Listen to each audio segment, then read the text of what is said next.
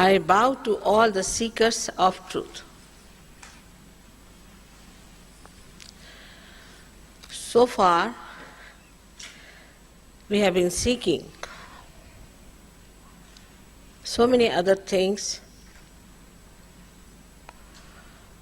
Some felt that by seeking money, we'll achieve the ultimate joy and the freedom. And some felt that if you have the power,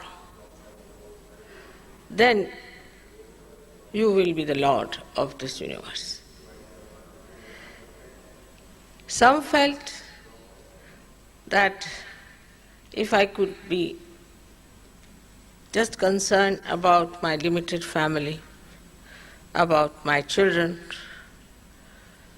it would be the most joyous thing. Ultimately, we discover that all these are nothing but mental or emotional projections, which are linear in its movement. Also, we tried to find out about science, about music, about art. But any one of them on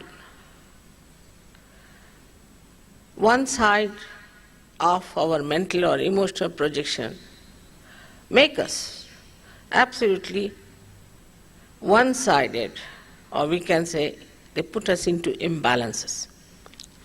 And we can see the effects of that in modern times, that people are having problems which we feel have no solutions for it. And sort of we are sometimes on the verge of shocks. As a result of that, people have taken to things which are very absurd and destructive. That has added to the problems that we have already. So let us find out the truth about ourselves. Why are we here on this earth? And what have we to achieve by leading this human life? And there, when we start asking this question, we look back at all the great prophets and incarnations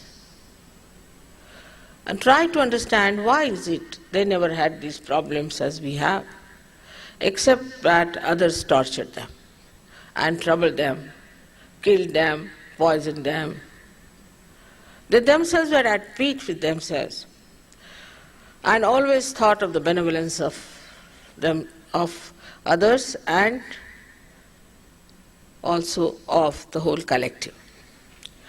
This kind of personalities we have seen in every country. It's not only in a particular country, but everywhere we have seen there have been such great people.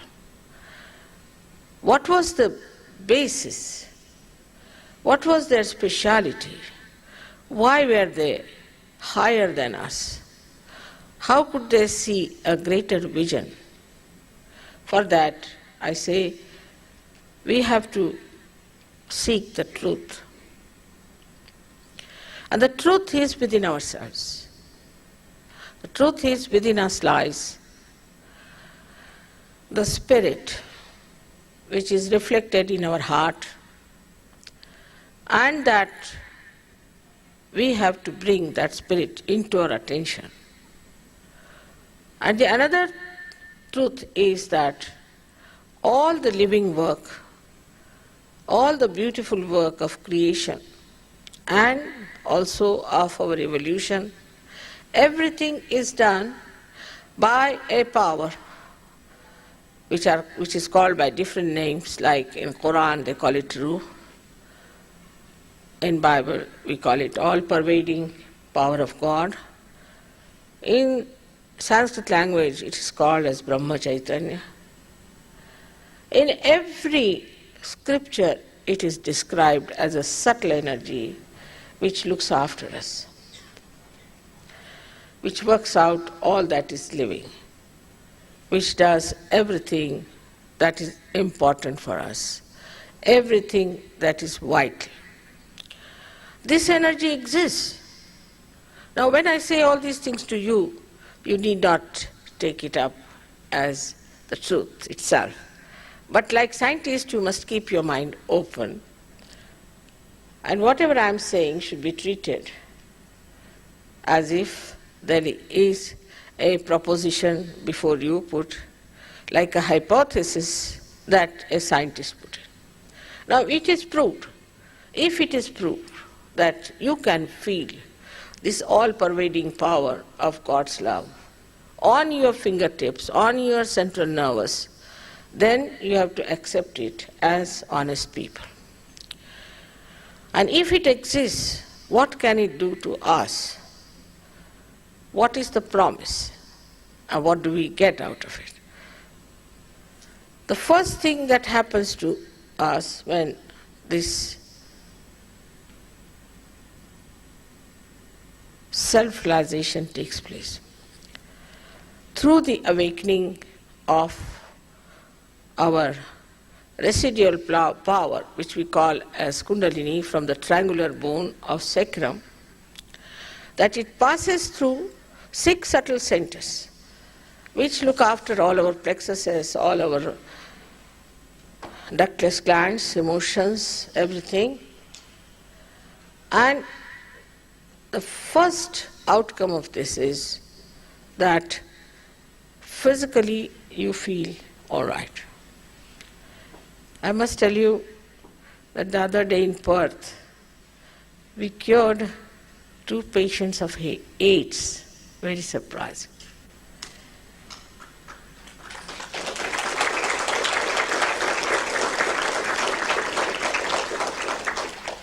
In Australia only, we had cured about 3 persons of AIDS.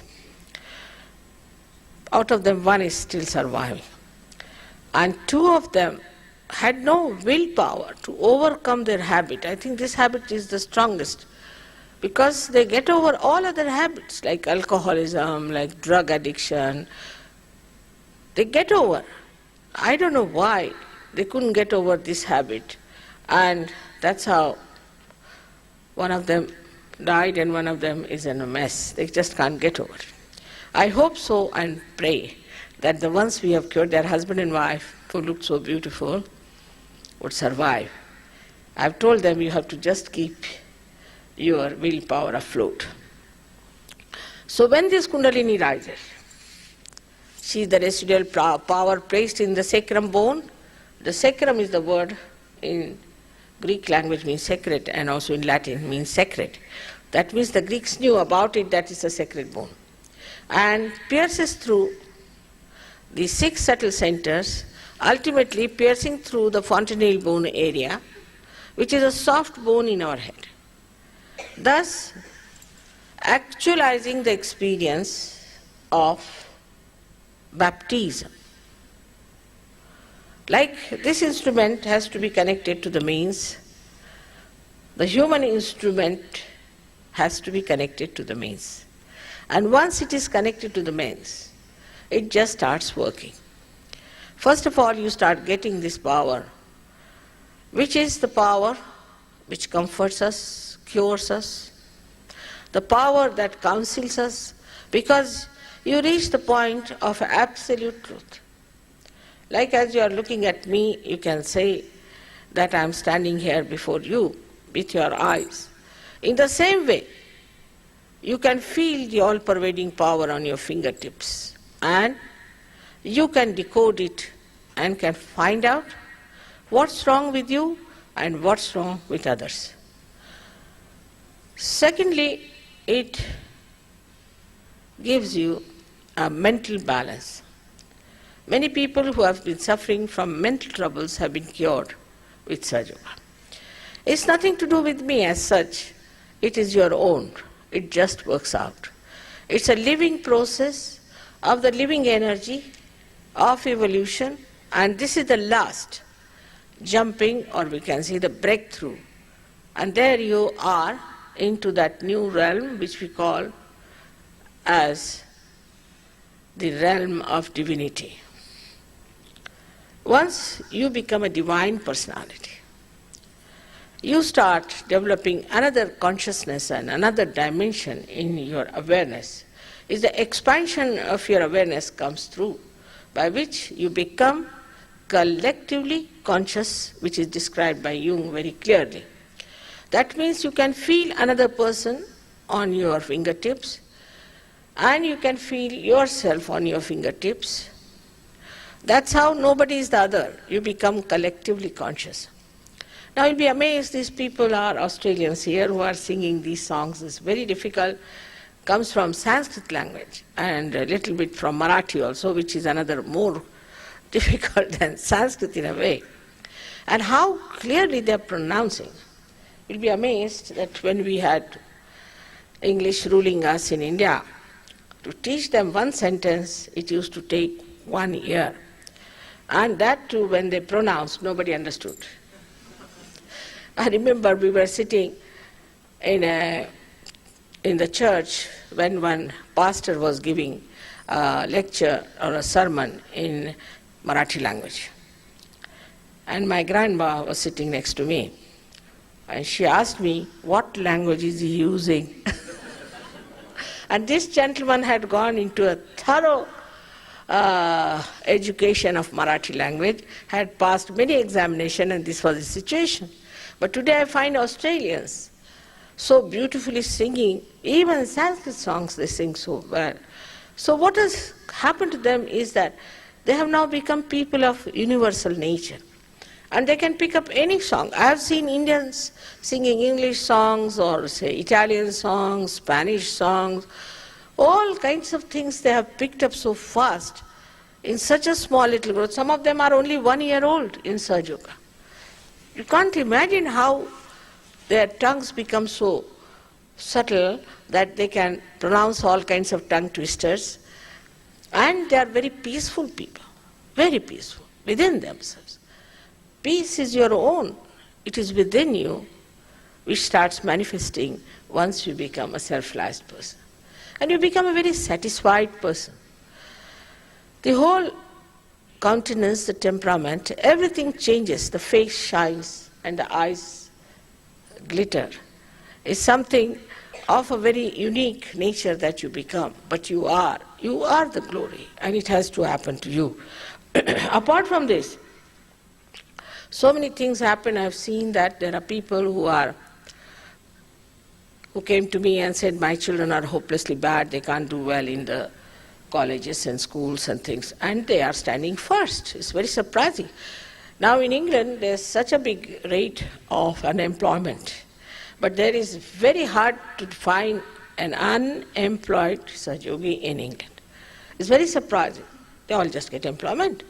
They get so dynamic, very dynamic. We have known people who had never painted, who had never known what is art. In Australia, they have become great artists. In Australia, they have a big name as artists. So all these things are within us, not yet fully enlightened. Partly we are using it, and that is the reason we think that we cannot do anything better. But if I say these things are there and so many others within us, why not we do it? Of course, you can't pay for all these things. This is another mistake, that we think we can pay for God. God doesn't understand money. He never knew what was money. It's only a human creation. You can't pay for God. You can pay for this hall, but you can't pay for your realization, which is a living force. Like the Mother Earth sprouts the seed, but you can't pay the Mother Earth. She doesn't understand money. You don't have to stand on your heads to sprout the seed. It just works. In the same way, it is all within you, and the time has come, which I call as the blossom time, and so many people have to get their realization. Today, I think I'll make a short speech so that you can ask me some questions, and then we'll have the session of realization. But at the same time, what I have to tell you is this, that I have not come here to gather votes for elections. I am not here to get anything out of you. I am here to just give you your own properties, your own beings being opened out. And I hope you will ask all relevant questions and not something aggressive. That would be better to understand this subject. In this short speech, I can't tell you many things, but there are at least 3,000 to 4,000 lectures of mine only in English language, which you can hear later on. I hope today most of you get your self-realization. May God bless you all.